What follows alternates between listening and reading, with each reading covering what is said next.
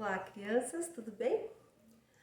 Ontem nós falamos sobre um animal pequenininho que vive aí nas nossas... Não tão pequenininho, tem uns que são grandes, mas normalmente eles são pequenininhos, que vivem aí pelos nossos jardins. Você se lembra o nome dele? Caracol. O caracol é um molusco que tem a sua casinha.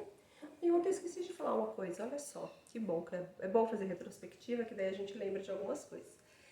Aquela casinha dele, né, uma casa de calcário, uma concha, conforme o caracol vai crescendo, a concha cresce junto com ele, vocês sabiam? É isso que acontece. E ele, como o polvo, é um animal que reage a qualquer ação do ambiente. Então, se ele é muito reativo, vamos dizer assim. Então, qualquer coisinha que chega perto, ele já se encolhe. E ele não tem audição e enxerga muito pouco, mas o seu sentido do tato e do olfato são muito grandes. O corpo inteiro dele é como se fosse um grande órgão do sentido. Então esse foi o nosso caracol. E hoje, assim, praticamente nós temos ainda amanhã, né, como último dia da época, mas hoje é como se fosse um fechamento, né, de tudo que nós vimos nessa época. Então nós vimos basicamente dois tipos de animais, assim. Na verdade nós olhamos 4 animais, só que se a gente for dividir eles, a gente viu eles em dois tipos de animais. Nós temos primeiro os animais que a gente chama de animal cabeça, que é o polvo e o caracol. Por que animal cabeça? Primeiro vamos pegar o mais característico dele, que é o polvo. Primeiro que ele parece realmente, o formato dele é uma cabeça, né? Que é redonda. Mas não é só por isso que ele é caracterizado como animal cabeça. Ele e o caracol, no caso. Nossa cabeça, quando a gente estudou, você lembra que todos os órgãos dos sentidos estavam localizados aqui na nossa cabeça? Então o mundo entrava pela nossa cabeça. Então o animal cabeça é como se ele fosse um grande órgão do sentido. O animal inteiro recebe o mundo.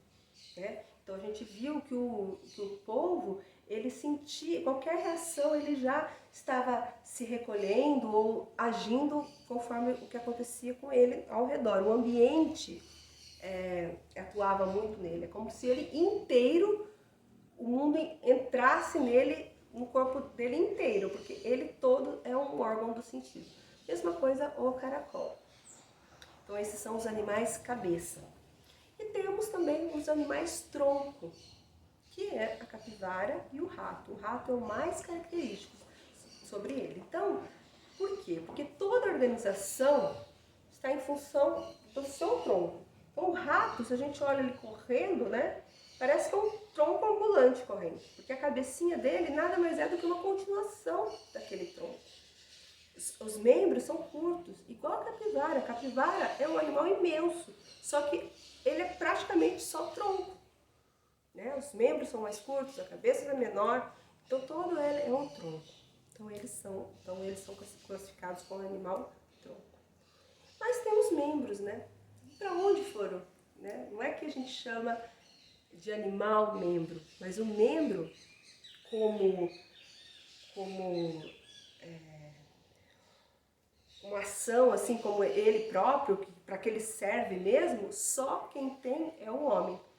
Porque são os membros que produzem algumas coisas, produzem as coisas, né? É com os membros que o homem constrói uma casa, é com os membros que o homem faz um alimento, é com os membros que o homem ajuda a uma outra pessoa, faz um carinho, cuida. E só isso, quem tem, são os seres humanos. Quando eu falo homem, entende-se seres humanos, tá bom? Eu vou me policiar para falar seres humanos, mas às vezes vai sair uns homens por aí. Então, quando a gente olha o animal,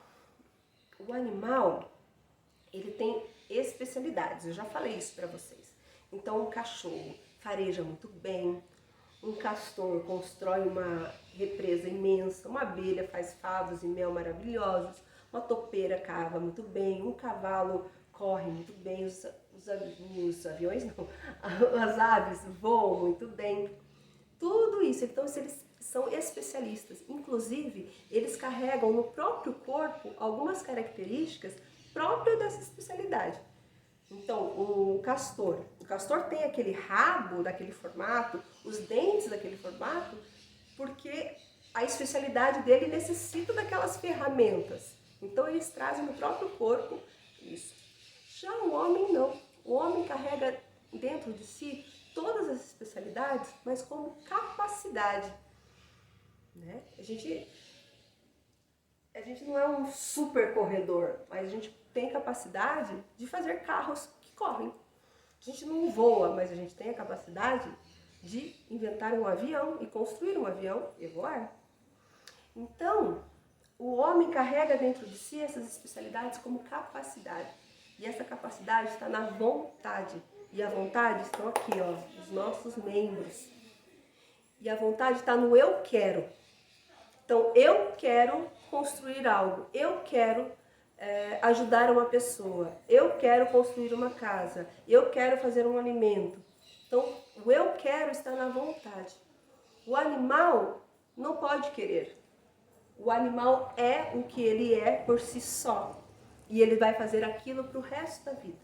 E o ser humano carrega dentro de si a capacidade de fazer qualquer coisa. Então, a gente tem a nossa cabeça, a gente tem o nosso tronco, onde a gente pensa, onde a gente sente, e depois de pensar e de sentir, a gente vai atuar no mundo com os nossos membros. E o que a gente faz com os nossos membros é tudo que passou por aqui e por aqui. Tá? Então, vamos começar a usar os nossos membros com responsabilidade, com alegria, de saber que a gente pode fazer tudo. Então, toda vez que eu falo para vocês, tentem fazer. Vai dar errado? Vai dar errado uma vez, vai dar errado 2, 3, 4, vai dar errado algumas vezes. Mas uma hora a gente vai fazer, porque a gente é capaz de fazer, desde que a gente queira, desde que a gente se esforce para isso. Tá bom? Então, o ser humano não tem mais, né, eu já falei isso nas primeiras aulas, não tem mais sagrado e mais do que caracteriza o ser humano como ser humano que os membros, ok? Então era isso que eu queria falar hoje. Então, como atividade no caderno, são 2 atividades, na verdade. A primeira atividade é o desenho do caracol, vocês podem fazer na horizontal, e depois vocês vão copiar o texto sobre o caracol, que daí vocês fazem, por favor, na vertical, tá bom? Então até amanhã, no nosso último dia de aula de zoologia. Tchau, tchau!